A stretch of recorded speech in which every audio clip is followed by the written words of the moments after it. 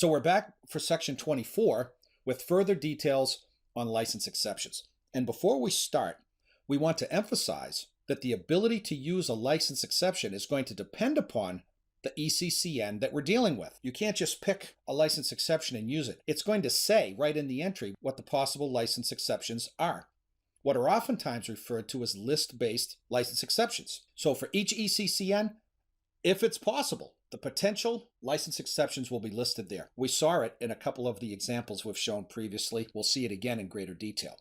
So let's begin. LVS, shipments of limited value. See this fairly frequently as a list-based exception. In a single shipment of limited value to country group B destinations. What this means is, as the name would indicate, there's a certain threshold of dollar value under which an export will be allowed using this license exception. Second bullet point, the net value must not exceed the amount allowed in the specific ECCN entry. Might be $5,000, might be something else. But in order to use this exception, if it shows up in an ECCN citation, it has to be in an amount that does not exceed the amount allowed in that ECCN entry. Third bullet point, the oldest trick in the book, and companies get themselves in trouble with this one. They try to use the license exception LVS by splitting shipments. So let's say a shipment that fell under a certain ECCN was worth $15,000, but there was a license exception that said $5,000. So maybe this exporter thinks they're smart and tries to break it up into 3 or 4 shipments to get below that threshold. BIS is onto that trick. As I said, it's the oldest one in the book, so orders cannot be split to meet an LVS dollar value amount. Here's another one. People try to skirt the exception or game the exception. Total calendar year value to the same ultimate or intermediate consignee cannot exceed 12 times the net value limit. 12 months in a year, that's where that 12 number comes from. So we can't keep using LVS over and over and over again because the total calendar year value to the same ultimate or intermediate consignee, it can exceed 12 times the net value limit.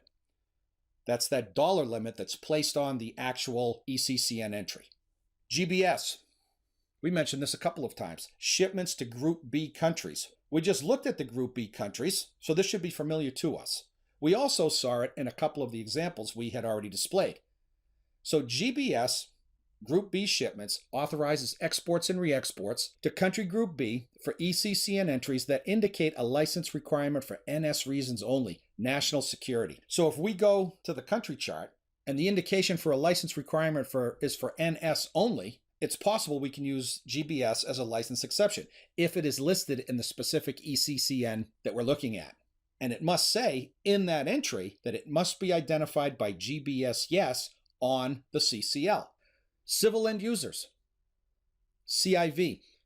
This license exception authorizes exports and re-exports that have a license requirement to the ultimate destination for NS reasons only as well. We just saw that with Group B. The ECCN must also show CIV yes, and it's for civil end users and uses in country Group D1 except North Korea.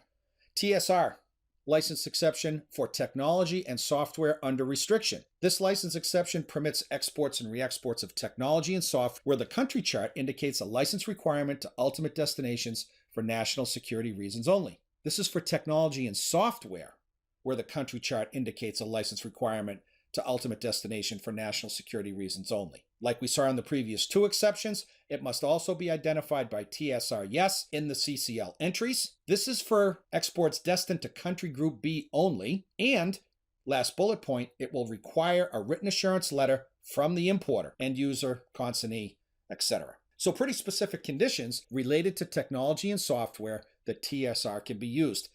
If TSR is available, just like all of the other license exceptions, it will have to be listed in the ECCN that we're looking at. APP, license exception for computers. This license exception permits exports and re-exports of computers, including electronic assemblies, and specially designed components controlled by ECCN 4A003, with the exception of 4A003.E.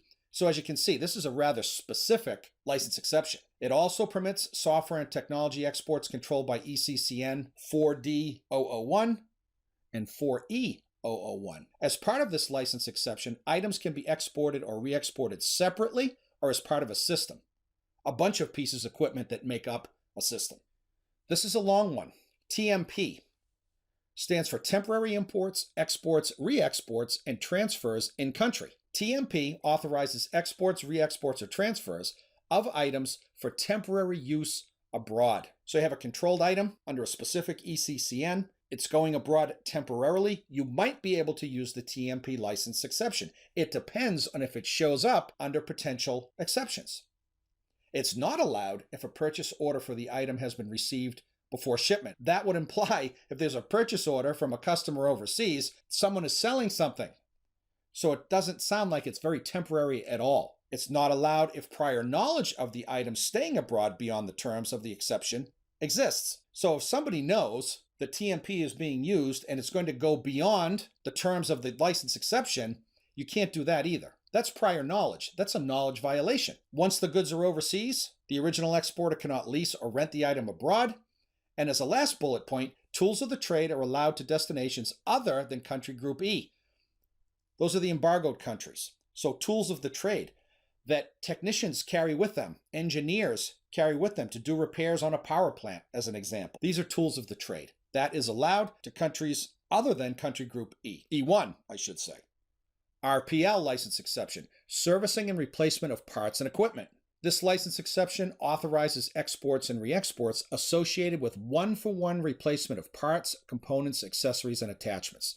So you have an ECCN that is controlled. There's a list of reasons for control. If it shows up that RPL is a potential license exception, you can use that. If it's a one-for-one replacement, something breaks down in a customer's site overseas on a product that we sold them, we're going to replace it one-for-one with parts, components, and accessories. If RPL shows up as a license exception in the ECCN, we can use it. It also authorizes export and re-export of certain items subject to the EAR to or for or to replace a defense article authorized under the AECA, the Arms Export Control Act.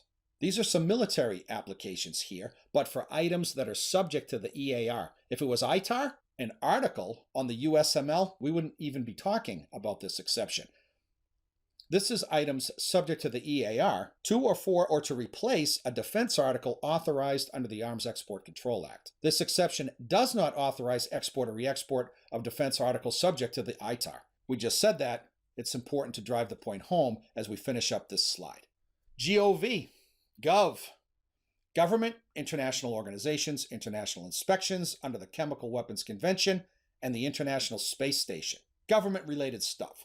Authorizes exports and re-exports for international nuclear safeguards, U.S. government agencies and personnel, agencies of cooperating governments, friends of ours overseas, friendly governments overseas, international inspections under the Chemical Weapons Convention and for the International Space Station. We have an ECCN with specific reasons for control, some license exceptions available. If GOV is there, these are the conditions under which we can use it.